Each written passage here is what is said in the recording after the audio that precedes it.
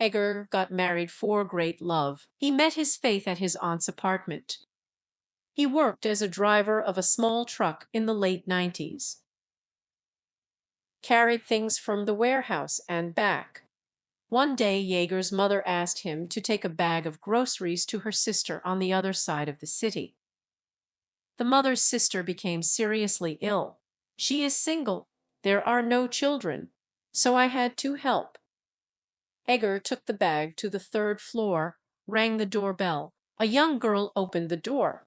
He was even confused. Firstly, the girl was pretty, and secondly, he was waiting for his aunt on the threshold. Soon his aunt appeared at the door and invited him into the apartment. My aunt was very happy that he delivered her groceries. She poured him tea and put a bowl of cookies on the table. She told me, "Here's Egorushka. I took a lodger, Vera. She is a student, studying at our technical school. She will graduate in a year. I feel good with her. She is not a spoiled girl, not walking, not smoking. And I get some money from her for renting a room. And it's good for me. And it's good for her. Her father came from the village. They have their own house. They bring potatoes, carrots, well, and I get it. So we live well with faith." Jaeger listened to his aunt, and he kept looking around to see if Vera would come into the kitchen, but she never left the room. Leaving, Egor quietly informed his aunt, "Can I come again? I liked Vera. Work with her here in relation to me." "Okay, okay, go, I'll talk to Vera," laughed aunt, closing the door behind him. From that day on, Jaeger often visited his aunt and her lodger, the beautiful Vera. The girl was also not against meetings with Egor. Feelings covered them at the same time. Her studies were nearing completion. As soon as Vera got her diploma, they got married. Jaeger took Vera to her parents' apartment. At first we lived with them and worked. 2 months later, Igor's grandmother died, and after making cosmetic repairs, they moved into her apartment. It became much easier. Young people still need to live separately. A son was born. Parents helped with the child. Egor adores his wife. She helps him in all matters, even sometimes looking for clients to transport goods. And she has always been his main assistant, support, inspiration. Time has passed. Egor works for a cargo transportation company. He's a long-distance truck driver. He leaves for a long time. Vera also works. The son is an adult, graduated from a construction college. One day Egor was driving with a load. He saw a woman with a bag on the highway. She was standing with her hand raised, asking to stop. Jaeger stopped. It was a deserted place. Somehow I felt sorry for the woman. I helped her climb into the cab, and let's go. "Why are you standing alone on the highway? It's still a long way to the city." "Yes, it's not close to the nearest village." The woman looked at Egor with frightened eyes.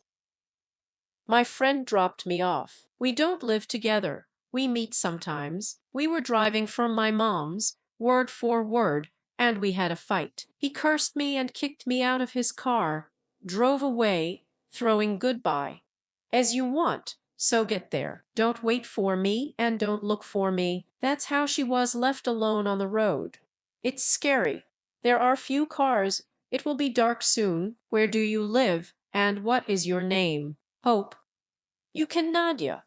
I live in the village of Sosnovi, not far from the city. We arrived in the village late. Nadezhda invited Jaeger home.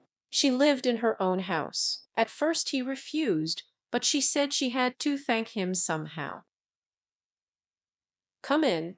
I'll at least give you some tea. I brought strawberry jam from my mom." Nadezhda is about 45 years old, outwardly beautiful, languid woman with appetizing forms. Her warm gray eyes said that she was kind and friendly. Nadezhda poured tea, opened a jar of jam, offered cherry liqueur. "Egor, I can treat you to my signature cherry liqueur. It's delicious and healthy." Egor refused, but after drinking tea, he decided that he could pour a little, he would still rest in the car. Night already, where to go? Although it's a little bit to the house, but it's better in the morning. Nadezhda poured a liqueur, put a snack, and took a sip herself.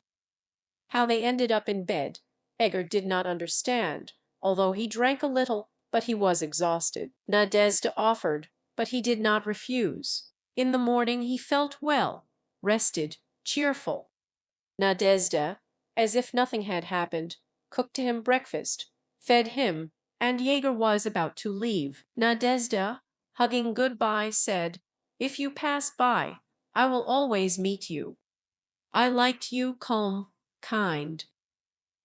Thanks for the overnight stay and everything. I liked everything too. Goodbye." Yegor left, and he remembered Nadia. He liked her very much. He reasoned, "It's necessary to have a house in it on my way. There is no need to turn anywhere. And Nadia is a fire woman, and the liqueur is delicious. Even the head does not hurt." He was a little conscience-stricken that he had changed his faith. They lived well.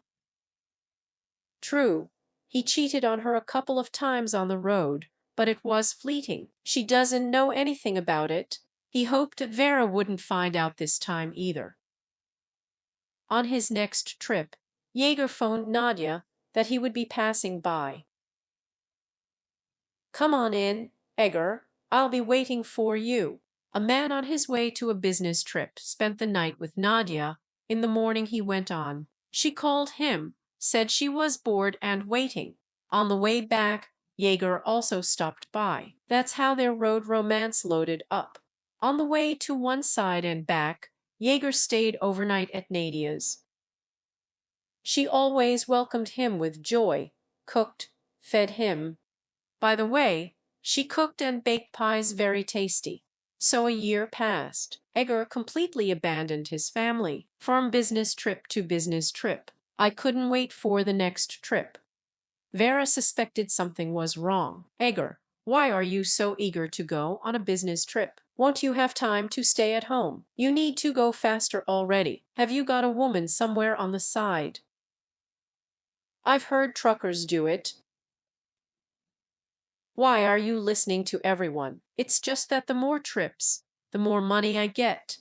Don't you like it when I bring in a decent amount?" Vera asked her husband to go to the store. She wanted to make pancakes, but the sunflower oil was almost gone. Egor always kept the phone with him, and then suddenly left it on the windowsill in the kitchen. "I forgot." After about 10 minutes, the screen lit up. A text message came. Vera read it. "Ivan." And the screen went out. For some reason, her heart was pounding. She wanted to read what this Ivan was writing. "And who is Ivan? My husband didn't tell me anything about him." She read it. "Egorushka, when should I expect you? I missed you. I'm waiting." Vera plopped down on a chair, shaking. She barely came to her senses. "There was no husband yet. I drank soothing drops." So that's what Ivan is like, bored waiting. No wonder I suspected. I feel he's changed. Raring to go on a trip soon. Who's Ivan? And how long does it take them? When Egor entered the apartment, looked at his wife, immediately realized that something unpleasant had happened. He automatically glanced at the windowsill and realized that he had made a mistake. How could he have forgotten the phone? "Well, dear husband, tell me, what kind of Ivan is waiting for you in a skirt?" "Loves, Mrs." The wife asked angrily. "Vera, what are you talking about? What happened? Which Ivan?" Egor was stalling for time, figuring out how to unload, read the text message. "How they are waiting for you and miss you." Egor realized that he could not get out of it. "I'll have to confess everything." Vera screamed, cursed, collected his things. Egor jumped out of the apartment to recover a little. What to do? It didn't work out well. How could I forget my phone? I'll have to go to Nadia, but she'll accept me forever. Vera will never forgive me. Egor returned to the apartment, put his things in a bag. It turned out 2 bags. It smelled like valerian. Vera was sitting on the sofa, in a terrible state, drooping, somehow pathetic. I'm sorry, Vera. Maybe you shouldn't be so abrupt. Go away. Go away. I can't see you, and I don't want to. I will never forgive you. Tikhon firmly said Vera. Egor bent down to take the bags, suddenly felt Genya on the left side, and fell. Vera called an ambulance. He was taken to the hospital, where he lay for 3 weeks. The left side has failed, neither the arm nor the leg are moving. When it became easier, Egor was discharged from the hospital. It was his faith that collected him. She was near him in the hospital too, but she didn't do it out of a great desire. She just felt uncomfortable in front of relatives and acquaintances. They're still husband and wife. Egor needs his wife's help. He can't walk by himself. He's been at home all day. Egor hopes that he will get up, but he can't yet. There is no way without help. You need to take all medications by the hour. Vera takes care of him. Nadia didn't call once. She called him at work. She was told that he was at home. Vera works, leaves in the morning, comes in the evening. He hardly talks to Egor, only yes and no. She takes care of him because there is no one else. Egor is embarrassed in front of his wife. He is very sorry that Nadia appeared in his life. It's hard for my wife to come to terms with this. He knows her. Faith will not forgive. She takes care of him because there is no one else. And then Egor found out that Vera had called Nadia and told her what had happened to Egor. This is Egor's wife. He can't walk, and I don't know if it will be able to in the future. If you love him, come and get him. And why do I need it now? Nadia answered and disconnected. This is how love is tested. Egor would give a lot now to return to the time when he saw Nadia on the road. He would have passed by. He is very guilty before Vera, but there is nothing to return. Egor tried to talk to his wife several times, but she doesn't want to listen to him, goes to her room and closes the door. His wife torments him with her silence. He doesn't know how to make amends. No way, because betrayal is not forgotten.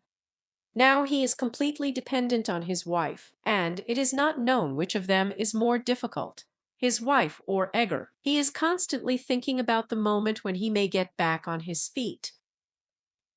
Maybe she's waiting for my recovery to kick me out of the apartment. But it would probably be more correct if I left myself. I fully realized my mistakes, but this makes it even harder for me. There is a wife next to us, but we are not either a wife or a nurse. Thank you all for listening. Subscribe to the channel. I will be grateful for the like under the video. See you soon.